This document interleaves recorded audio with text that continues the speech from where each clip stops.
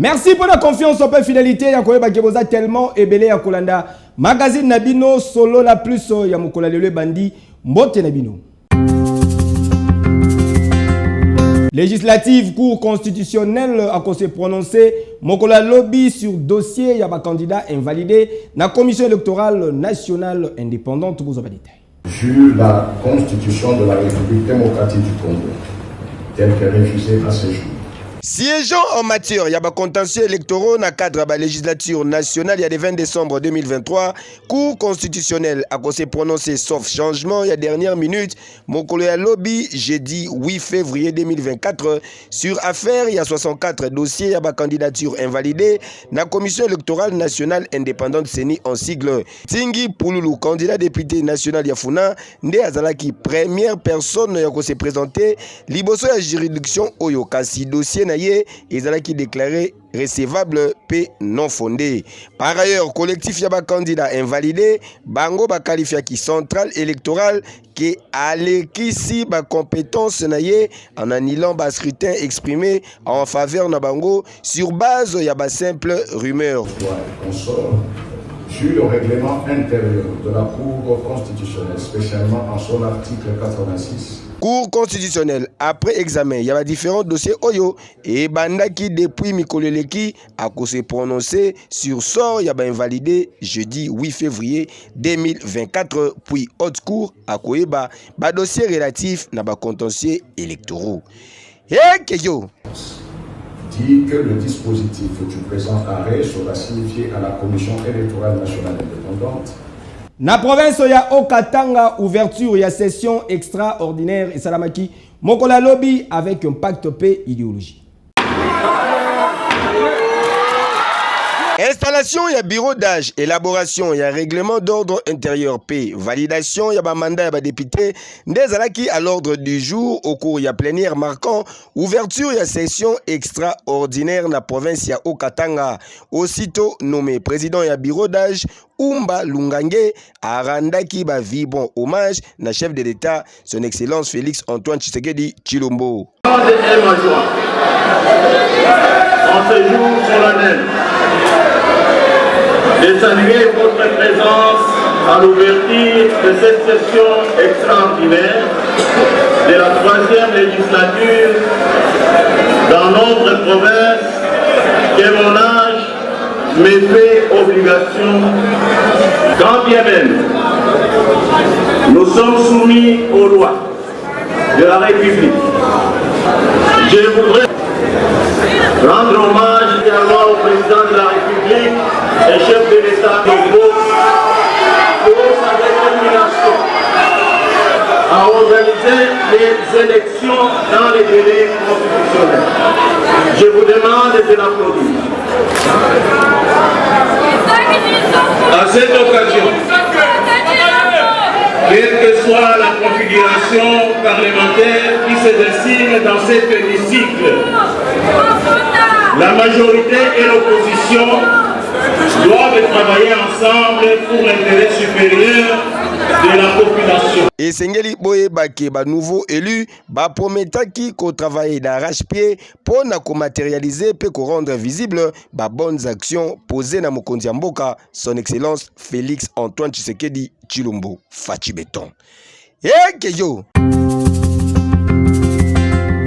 La police d'assainissement ya ville province ya Kinshasa oyo Kumbambaka et pas major Rémi Kanza mal à l'aise de sali travail moko remarquable na place Pongabi Mokolo Lelo Jordan Kanza pour le détail. Sur instruction, il y a vice-gouverneur, il y a ville-province, il y a Kinshasa, excellence Gérard Moulumba Congolodi, Gekoko, élément, il y a escadron, il y a la police nationale congolaise, il y a assainissement, il y a ville-province, il y a Kinshasa, il y a Kumba Makanale Major, Rémi Kanza mal à l'aise, Bakitaki na Pongabi, Kuna Esika Wapi, Kendaki Kosokola Nzela, Bengani Mama Oyo Batekaka tout au long ya Nzela, Ndenge Kaka Bozali Komona Boye, la police Azali Kosala Musala na Kitoko, Awa Bokondi Mateke Bengana Bango, plus de 100 fois, Kasiwaya Bayoka Kate.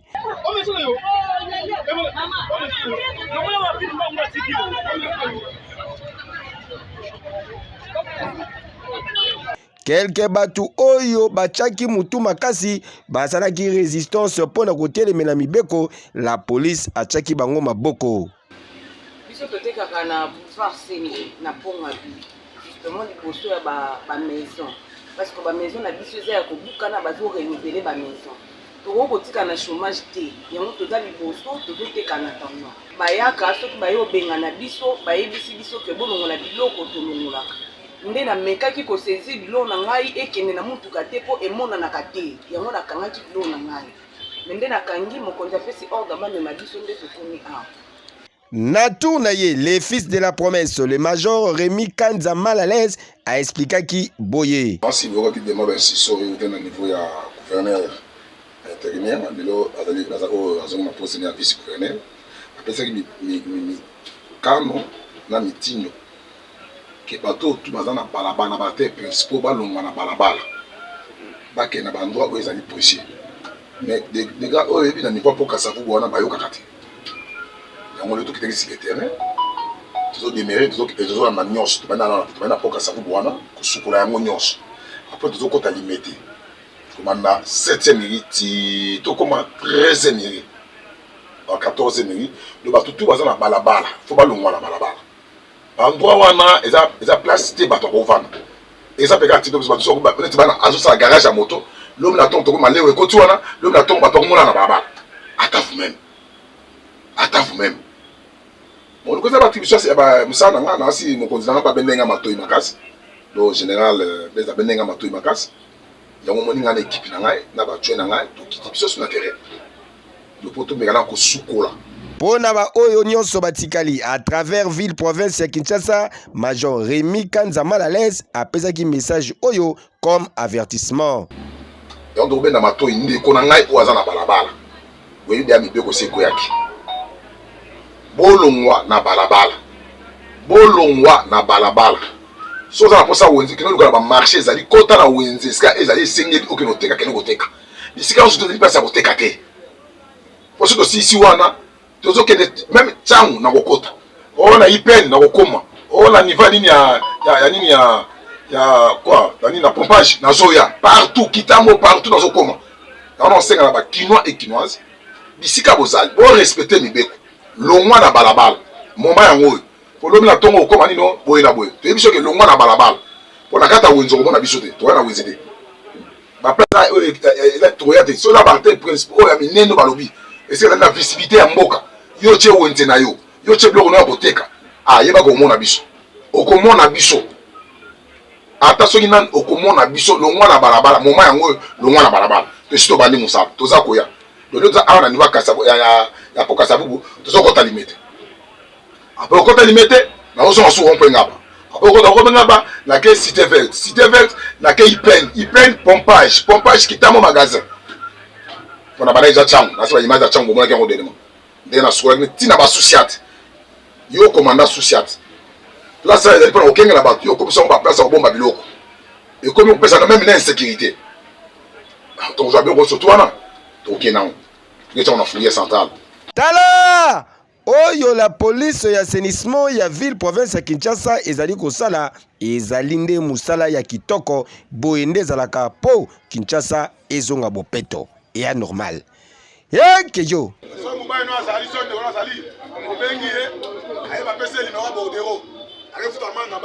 Soki otali modèle Avenue Kabinda et Baby Bokondimate Fiston Perro reportage. Oyo ezali koleka awa na Avenue Kabinda na ngambu ya komini ya Kinshasa, il faut kolukela yango kombo Avenue Kabinda mobimba ti kokoma na komini ya Barumbu ezali ya kotoboka na ndenge ya kosakana te. Awa kokanisa kutu ki ozali na nzela moko ya Ukraine esika wapi Russie azali kobwaka ba bombe avec impact pe idéologie. Avenue Kabinda mobimba ekoma impraticable na degré 0. Awa ezala batu ya makolo, ezala batu ya mituka, ezala ba taxi moto, moyen ya koleka malamu, ezala kalisusu te. Sur place population tokutaki wana basalaki communication oyo. Baka niveau oyo bakari basalaka. No. Pas. No. awa bacarnivore oyo basali oyo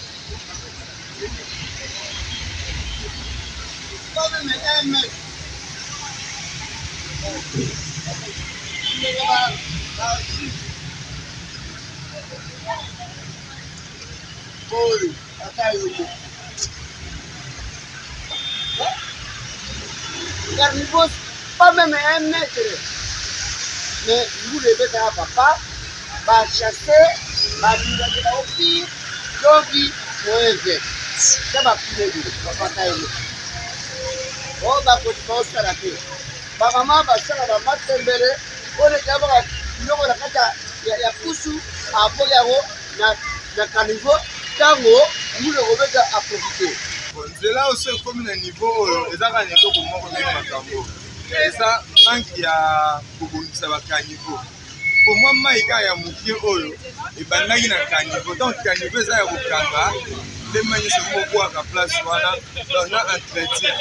Éviter son office de route ça la radio l'État azala quand même responsable. Kotala mouillage tala union soto onyo kwama. Nzela on ekeza esi de bato koya watu mo ba mama koya na dono asa l'effort amumonisaki aza l'État mpona mboka asa mosala bakonza mboka bayotela biso nzela oyo nzela eza ya kobeba makasi na bambuteyage na bambula na mabulu nzela eza vrama ya kobeba bakonza mboka bayotela biso nzela nzela oyo rapport ya batiaka se bouche makasi ebise na bambula vraiment basemaine oyo nyonso bambula ezobeta elekangami ya batiaka se moyema yebima eza te sikoyo akiyeba makambo te ya baélection ye moye bakisala esalama eza te yango oyo omona embouteillage mama etumbi boye Materasso ça fait 6 mois déjà yango oyo libula bandeki muka libulu wana kuna ekomi laki tala bakarne ezokopoteza ezokopose embouteillage salite makasi ya kono ya kisensa bourgouve kati azoluka moyo ye azali président ya commune atala makambo yaka na commune oyo yango tozokasi commune ekomi salite commune ya kisensa todei commune maire tala salite ekosoto koza kobela kili mopeto wapi yango na veni kabinda Tala opération zéro trou na ville province ya Kinshasa ekenda wapi mutuna ezali sa cité keyo.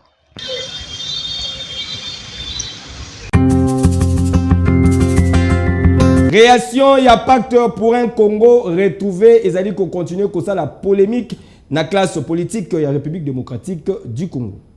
Bazali 4, Vital Kamere, Julien Paluku, Tony Kankou, Jean-Lucien Boussa, 4 chefs ya file ya ba regroupement politique au sein ya majorité Oyo Bazali Koboya en avance tout procès d'opportunisme Bango 4 regroupés na plateforme Pacte pour un Congo retrouvé Bazali Kotalisa PCR et Ezali Kaka ko renforcer cohésion au sein ya majorité Ndenge président ya parti politique Birek ministre de l'industrie Julien Paluku a expliqué. S'il n'y a pas une organisation, s'il n'y a pas des gens qui réfléchissent, eh bien, rien ne va se faire. On n'attend pas que le président de la République, Félix Tshisekedi, nous demande de réfléchir, nous demande de travailler. Voilà le sens de la création de ce pacte qui est composé d'hommes de terrain, connus pour leur pragmatisme et leur efficacité dans la formulation des contributions qui vont permettre à ces pays de sortir finalement du marasme. Explication Oyo ezali partagé te na ba membre mususu ya Union Sacrée Oyo bango déjà ba qualifié bango na prise de position moko pour na primature topé présidence et assemblée nationale. Il y a là le positionnement qui est en train de hanter les esprits des uns et des autres. Les résultats des élections, c'est l'Union Sacrée qui a battu campagne. Il revient à cette même Union Sacrée d'organiser la consolidation. Il y a un petit noyau qui veut se soustraire et s'en accaparer. Mais c'est quand même étonnant. Je suis étonné. Manœuvre ou pas, je ekosalama na yeme yemu kwantombolo fachi beton oyo akose décidé kalate na fin ya prise ya ba procès en contestation. Dossier à suivre.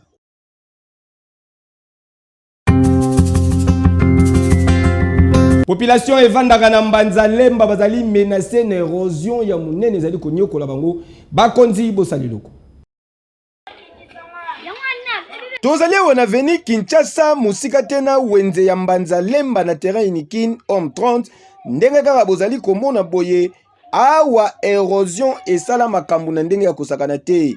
Aveni oyo depuis esalama ezalaka kitoko nzela ezalaka malamu, erosion ebandi muke muke ebuki nzela en deux parties etikala ngambu kotoyo ngambu kuna ndaku moko pe ye atikala na katikati en tout cas kokamwa oyo bozali komona ya mabanga ya mike mike wana ezali mabanga baye kobwaka te kasi ezali nde bandaku oyo ebukana bandaku ekweya bamapangu mosusu elimwa yango moyen ya kovanda ezalaka pe lisusu te batu bakima. Quelques personnes oyo bazanga pe bisika ya kokende batikala kaka wana kasi soki otali condition bazali kovandela pasi po moindre mvula kaka ya muke kana mpu batu baleli neti ndaku oyo yango ekoma penza na katonton batu babeta bi bayebi pe bakomprendre makambo tozali koloba awa soki ofuli yango ata na monoko fu pale kao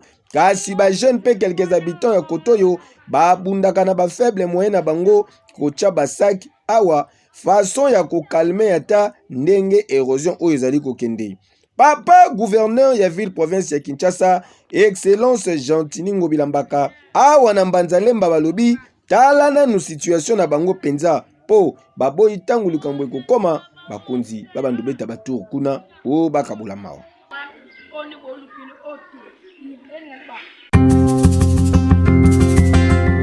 Na Mbanza Lemba population bazali kolela po mai ya régie des eaux ezalaka na ngote. Serf Luzolo reportage. Likambo ya pasi ya mai oyo ekosila mokolo nini pona population ya ville province ya Kinshasa neti awa tozali na Lemba Imbu esika wapi population bavivaka depuis toujours na problème pona kozwa eau potable neti esika oyo bozali komona nde permetaka bango baya kotoka mai ezala mai ya komela ezala mai ya kosalela misala misusu bazwaka kaka na source oyo poshwa ezate kasi ya pasi ezali lisusu ke il faut kosala ba kilometre komata bangomba kokita na biloko ya boye. Imagine ke koma exercice ta bango ya mikolo nyonso mai oyo tozomona pasi okolamuka ba 4 ti 8 loza kaka awa mai pasi omataka ngomba wana makolebela pasi batonga bapompe lokola biso tobela makolo po tozwaka mai ya kotoka kamai na banako baya kotela biso bapompe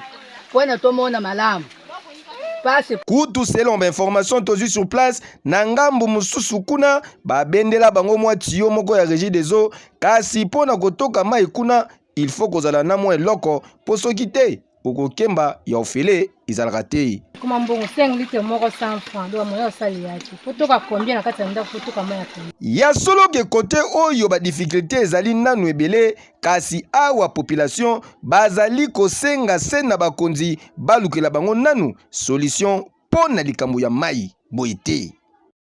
Bukumetso ya commune ya Kalamu ozawa pi na se ya pont Bongolo fulu monene isalami kuna boza badita.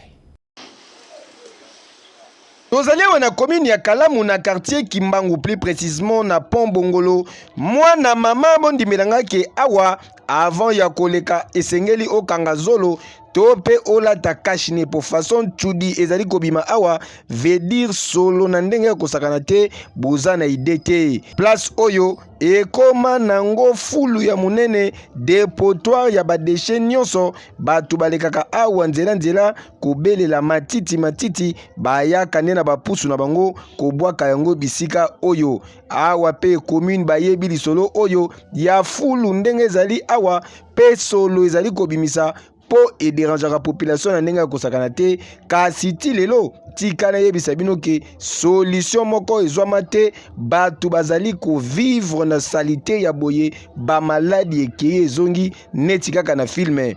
Papa bukumeso ya commune ya Kalamu en tout cas papa tobeleli yo pe mingi tolembi lukana no solution po na esika oyo sinon yo pe tokofunda yo kala mingi te papa kejo.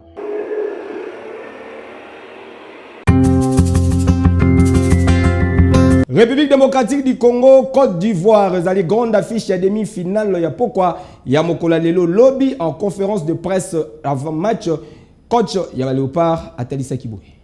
Vous êtes à la veille d'un match très important. Vous jouez une demi-finale contre le pays organisateur. Léopard de la République démocratique du Congo va affronter Mokolo mercredi 7 février 2024. L'éléphant il y a Côte d'Ivoire haute la compétition en marge de demi-finale il y a 34e édition il y a Coupe d'Afrique des Nations. Très confiant en équipe Nabango, communication et Salamina Sens Oyo. Les garçons ont bien récupéré du match contre la Guinée. On a encore une séance d'entraînement ce soir et on attend le match demain, effectivement, comme vous l'avez dit, qui va être un match pour moi indécis, mais un match, je pense, assez ouvert entre deux équipes qui ouvrent le jeu. La Côte d'Ivoire a un effectif de qualité. C'est vrai qu'il y aura 4 joueurs suspendus demain, mais je pense qu'ils ont d'autres éléments à faire valoir. C'est, je pense, une de leurs forces, comme la nôtre également, d'avoir vraiment une profondeur de banc qui est très intéressante. Après, sur l'aspect de l'énergie et de la prolongation, on verra. En tout cas, nous, on a bien récupéré. C'est vrai qu'on a eu un jour de récupération en plus que l'adversaire. C'est un des points qui peut peut-être jouer demain, mais ce qui va jouer demain, c'est la qualité du match que nous on va faire, parce qu'on se préoccupe beaucoup plus de nous que de l'adversaire, même si on connaît bien sûr et qu'on a bien travaillé cet adversaire, mais nous ce qui nous importe c'est de se regarder nous, de savoir qu'on a encore des points à améliorer et on veut profiter du match de demain pour encore montrer des choses plus intéressantes qu'on a déjà montrées sur les derniers matchs, même si c'était déjà pas mal. Donc il y a des signes maintenant. Là, nous, ce qui va nous intéresser, c'est d'aller en finale, comme je le disais dernièrement. On est en demi-finale et nous, on n'a pas envie d'entendre le message que c'est déjà bien et que quoi qu'il arrive, on aura fait une bonne canne. On est des compétiteurs, on veut aller en finale et on va tout faire pour, parce que sinon ça sera une déception pour nous. De faire un bon match, de défendre haut les couleurs du Congo, comme le disait Charles, que les gens qui souffrent soient fiers de nous, parce que en étant une équipe nationale au Congo, on a cette vocation-là aussi à donner de la joie et des sourires. Les joueurs le savent et forcément demain ça sera un match particulier parce que c'est une demi-finale, mais également un match particulier pour nous pour faire passer des messages d'attachement et de pensée à tous ceux qui souffrent au Congo. Bien sûr, quand c'est une demi-finale, c'est un match très spécial. Après beaucoup de pression, je sais pas, pour moi ça reste un match comme les autres. Et on aimerait faire le mieux dans tous les matchs, et aussi dans ce match-là. Bien sûr, on prend connaissance qu'est-ce qui se passe en l'Est. C'est quelque chose de très triste, ça vient proche aussi. Mais on est ici pour finir un travail et voilà, il faut se concentrer sur ce match. Bien sûr, c'est très triste ce qui se passe à l'Est du Congo.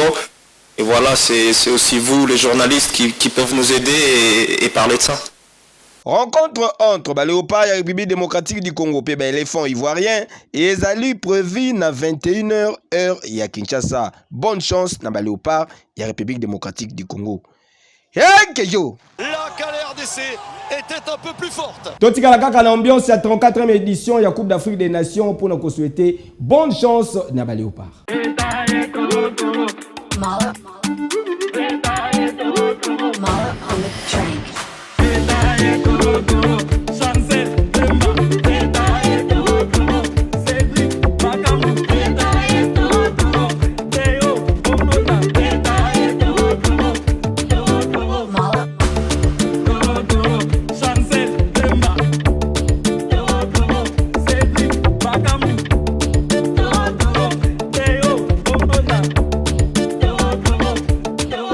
Trank.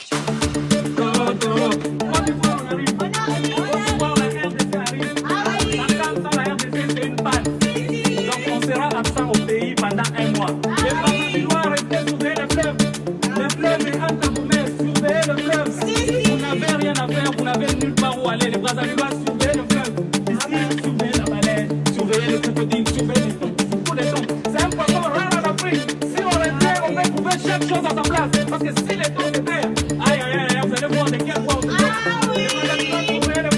on part à la canne, on va corriger les petites équipes comme le Cameroun. Les Camerounais là, on sait qu'ils vont pas traîner là-bas. C'est à peine arrivé, à peine ils vont rentrer. Parce que terrain synthétique, c'est pas terrain en poussière. Les Ivoiriens, merci vous avez organisé la canne. Mais s'il vous plaît, concentrez-vous sur les poupées décalées.